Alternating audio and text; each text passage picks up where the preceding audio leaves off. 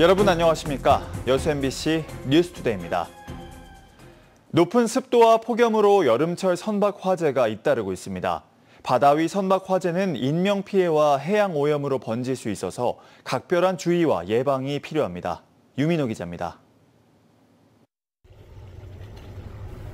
밤바다 위 선박에서 불길이 치솟습니다. 출동한 해경이 접근해 물줄기를 쏘아댑니다. 지난 16일 새벽 1시 5분, 여수시 신북항 해상정박지에서 석유 제품 운반선과 용달선에 불이 났습니다. 펑하는 큰 소리와 함께 불길이 타오르면서 목격자의 신고도 잇따랐습니다. 이불로 배에 탄 한 명이 숨졌고 2명이 크고 작은 화상을 입었습니다. 특히 운반선 안에는 유해 화학물질 2,500톤과 연료유 100톤이 적재돼 있어 진화 작업에 어려움을 겪었습니다. 바다 위 선박 화재는 높은 습도와 불볕더위가 이어지는 여름철 자주 발생하고 있습니다. 실제 서해해경청이 지난 3년간 관내에서 난 선박 화재를 분석한 결과 총 174건 가운데 8월에만 25건이 집중됐습니다. 최근에는 기관실에 연결된 전선에서 시작된 전기 화재가 연이어 발생했습니다. 선박 화재는 고립된 공간에서 인명피해가 발생할 가능성이 큽니다.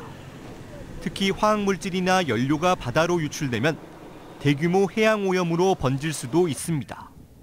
주기적인 화재 예방과 대비가 중요합니다. 선주분들이나 선원분들께서는 전기 설비를 주기적으로 점검하시고 취급하시는 인화물질을 관리하시는데 각별한 주의를 해주시면. 한편 해경은 여수시 신북항 선박 화재에 대한 선원 진술 등을 토대로 정확한 사고 경위를 조사하고 있습니다. MBC 뉴스 유민호입니다. 전남 지역 청년들에게 문화 생활을 영위할 수 있도록 하는 청년 문화 복지 카드가 지난 2022년부터 지급되고 있습니다. 전국 최초로 시행하고 있지만 홍보 부족 등으로 대상 청년들이 혜택을 보지 못하는가 하면 사업 대상 청년 연령도 상향해야 한다는 목소리가 나오고 있는데요. 김윤 기자가 보도합니다.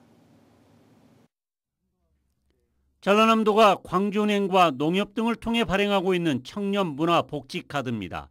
2년 이상 거주한 전남 지역 청년들에게 연간 25만 원 범위에서 문화공연 관람이나 학원 수강, 도서 구입 등을 할 수 있도록 해주고 있습니다. 지난 2022년부터 시작해 지난해까지 610억 원이 지출됐습니다. 대상 청년도 사업 첫 해 만 21세였던 것이 지난 2023년 만 19세로 하향 조정돼 지원 대상이 늘었고 지난해에는 지원금이 20만 원에서 25만 원으로 상향됐습니다. 하지만 지원 인원은 지원금이 상향된 지난해 9만 8천여 명으로 한 해 전 10만 6천여 명보다 7,200여 명이 감소했습니다. 지원 대상 인원은 11만 3,750명으로 같았지만 집행액은 93%에서 87%로 6%포인트 줄어든 것입니다. 홍보 부족과 2년 이상 거주 등 요건을 충족하지 못한 것이 원인으로 꼽히고 있습니다. 거주 요건 미충족이라든지 이런 좀 다양한 요인들을 보고 올해에는 그 신청자가 신청을 못해서 지원받지 못하는 일이 없도록 적극적으로 홍보를 해 나가도록 하겠습니다. 전남 청년문화복지카드 지급 대상도 확대해야 한다는 목소리도 나오고 있습니다. 정부의 청년기본법에 적시된 청년 연령은 만 19세에서 34세이고 전남 청년기본조례에 제시된 청년 연령도 만 18세에서 45세로 규정하고 있습니다. 그 형평성에 맞지 않습니다. 그래서 최소한 정부의 청년기본법에 맞추기 위해서 우리 전남도의회에서도 내년도에 그 예산 확보에 노력하도록 하겠습니다. 전남 지역은 지난 7월 말 기준 만 20세에서 39세 인구가 33만 2,699명으로 지난해 12월보다 무려 5,600여 명이 감소하는 등 청년 유출이 여전히 심각한 상황입니다. MBC 뉴스 김윤입니다. 최근 코로나19 환자가 급격히 늘면서 당국이 전담 대응 기구를 가동했습니다.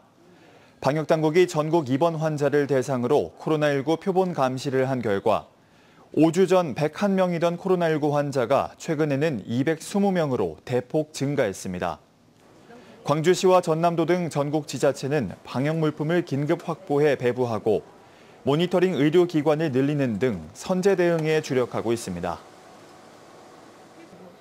광양시가 최근 지역 음식점에서 고객 응대 불친절 사례가 발생함에 따라 특별 위생지도 점검을 실시하기로 했습니다.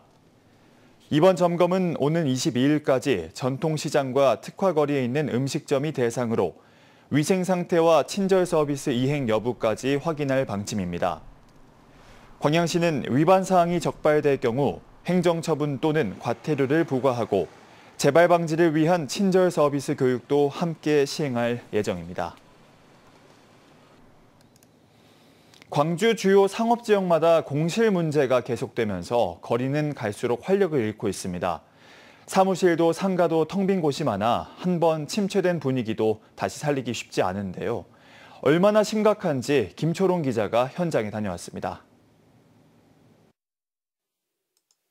길게 뻗은 금남로 양옆으로 6층 이상의 고층 건물들이 늘어서 있습니다. 금융 분야 등 크고 작은 업체들이 자리 잡았는데 자세히 보니 임대 표시가 곳곳에 붙어 있습니다. 올해 2분기 금남로와 충장로의 사무용 건물, 즉 오피스 공실률은 45%로 절반가량 비어있는 수준입니다. 경기 안 좋다 보니까 창업할 사람도 안 하고 막 그러죠. 다 망설이고. 바로 옆 충장로의 상권 침체는 여전합니다. 금남로 오피스의 사용 인구마저 줄어드는 등 공실 문제가 해결되긴 어려운 상황입니다.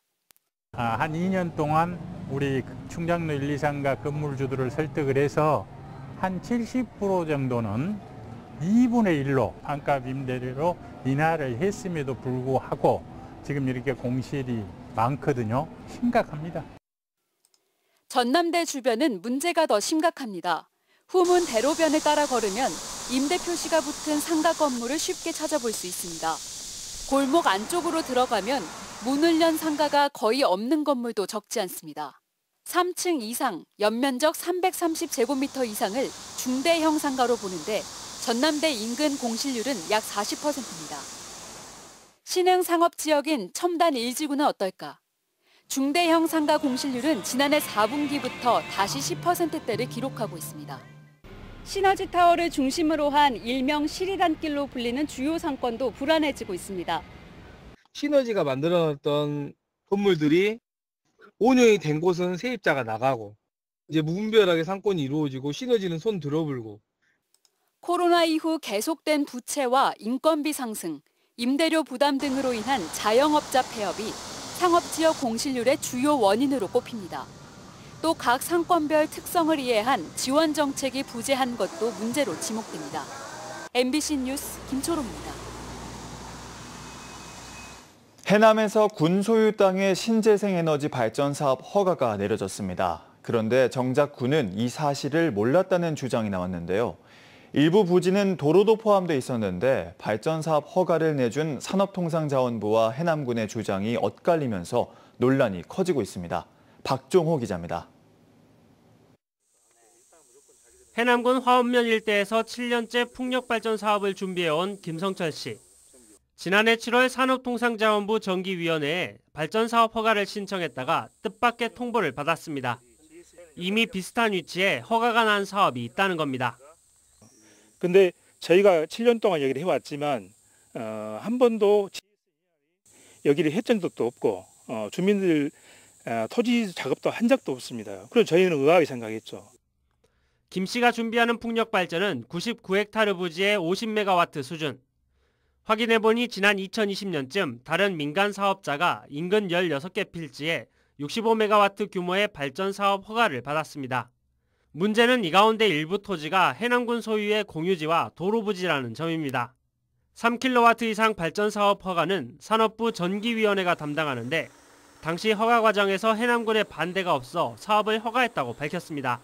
그 자료를 저희는 이제 해남군에 보내서 이 발전 사업 여기가 가능한지 의견을 묻습니다. 당연히 그때도 그렇게 했고요. 네네. 문제는 해남군이 해남군 소유 땅에 개발 허가가 난 점을 모르고 있었다는 점입니다. 해남군은 당시 산업부 의견 조회 공문에는 반대 의견을 냈었다고 주장했습니다. 해남군은 발전 사업 허가가 났더라도 추후 개발 행위를 할 때도 지자체의 동의를 받아야 하기 때문에 실제 사업이 추진되기는 어려울 것이라고 해명했습니다. 주민 수용성이 가장 중요해. 그걸 해결하고 해라고 우리는 의견을 보내거든. 군유지에 대해서는 아예 우리한테 문의 자체도 안 왔고. 땅 주인인 지자체와 허가를 내준 산업부의 주장이 엇갈리는 상황. 양측 모두 정작 당시 서류를 공개하지 않은 가운데 피해는 고스란히 지역민 몫이 됐습니다. 김 씨는 국민신문고를 통해 민원을 제기했고 해남군은 산업부의 발전 허가 재검토를 요청하기로 했습니다. 정부의 신재생에너지 확대 정책에 따라 전남에서도 사업 신청이 늘어날 것으로 보여 비슷한 논란이 반복될 수 있다는 우려도 나오고 있습니다. MBC 뉴스 박종호입니다. 동학군의 마지막 전투 장소였던 장흥군에 건립 중인 남도 의병 역사박물관이 공정률 85%를 보이면서 내년 3월 개관할 전망입니다. 전남도에 따르면 남도 의병 역사박물관은 지난해 3월 착공해 사업비 422억 원을 들여 지상 1층, 지하 1층 규모로 상설 전시실과 기획 전시실, 무명 의병 추모 전시실 등을 갖추고 오는 11월쯤 준공될 예정입니다. 전남도는 내년 개관을 앞두고 현재까지 수집한 의병 관련 유물은 3천여 점으로 호남 저리록과 구례 석주관 의병소 경문, 매천 황현의 매천 야록 등이 포함되어 있습니다. 남도 국제 미식박람회 사무국이 인기 유튜버 마츠다와 함께 명인이 준비한 남도 한상 차림과 전통주를 페어링한 먹방 콘텐츠 영상을 공개해 좋은 반응을 얻고 있습니다. 영상은 마츠다의 생생한 맛 표현을 통해 오는 10월 1일부터 26일까지 목포문화예술회관 일원에서 열리는 2025 남도 국제 미식산업박람회를 알리고 남도의 맛과 멋을 MZ세대를 비롯한 모든 연령층에 전하기 위해 기획됐습니다. 마츠다의 영상은 박람회 공식 유튜브와 인스타그램에서 시청할 수 있습니다. 정부가 위기에 빠진 석유화학 산업 구조 재편을 위한 종합 대책을 내놓을 전망입니다. 업계에 따르면 산업통상자원부는 기업이 자발적인 사업 재편을 속도감 있게 추진할 수 있도록 금융, 세제, 행정지원 등을 포함한 방안을 이번 달 안에 발표할 계획입니다. 글로벌 공급 과잉으로 경쟁력을 잃은 석유화학 산업을 위해 고부가가치 친환경 화학 소재 품목으로 전환을 촉진할 수 있는 지원도 추진됩니다. 최근 이재명 대통령은 관계 부처에 석유화학 사업 재편, 설비 조정, 기술 개발 등을 아우르는 종합 대책을 신속하게 마련하라고 당부했습니다. 전남 드래곤즈가 부천FC의 극적인 승리를 거두고 리그 3위로 올라섰습니다. 전남은 지난 15일 광양 축구 전용 경기장에서 열린 하나은행 K리그2 25라운드 홈 경기에서 부천에 2대1로 이겼습니다. 장신 공격수 호난이 후반 39분과 49분 머리로만 2골을 넣으며 팀 승리를 이끌었습니다. 리그 5경기 만에 승리를 거둔 전남은 오는 23일 안산 그리너스를 홈으로 불러들여 연승에 도전합니다. 여수광양 항만공사가 정부 국정과제 추진과 사업 실행을 위한 준비에 들어갔습니다. 항만공사는 북극 항로 개척과 항만 AI 드론 분야에서 민관공 전문가들이 참여해 연구와 토론을 진행하는 워킹 그룹을 가동했습니다.